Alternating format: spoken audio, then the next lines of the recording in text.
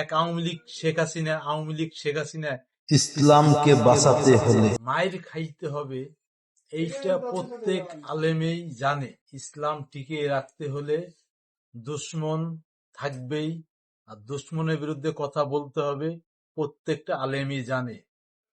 17 বছর যেই শাসন আমলটা চালাইছে আওয়ামী লীগ, ওই সময় হুজুররা কিছু কিছু হুজুর একবারে নিচুবিলা, একবারে বিলাইয়ের মতন তারা জীবনযাপন করছে, বয়ান করছে।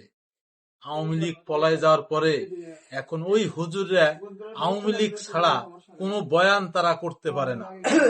এই দেশে থেকে কোরআন উঠে গেল, হাদিস উঠে গেছে, ইসলামিক কোনো কথা নাই। এক আওয়ামী লীগ শেখ হাসিনা এটি নিয়ে কথা বলতে হবে প্রত্যেক আলেমের। ওই আলেমই তো কথা বলবে যে আলেম 17 বছরে জেল খাটছে, জুলুমের শিকার হয়েছে, এই তারাই শেখ হাসিনার বিরুদ্ধে কথা বললে এটা মানায়। তাছাড়া যে আলেমটাই কথা বলেন এগুলা মানায় না।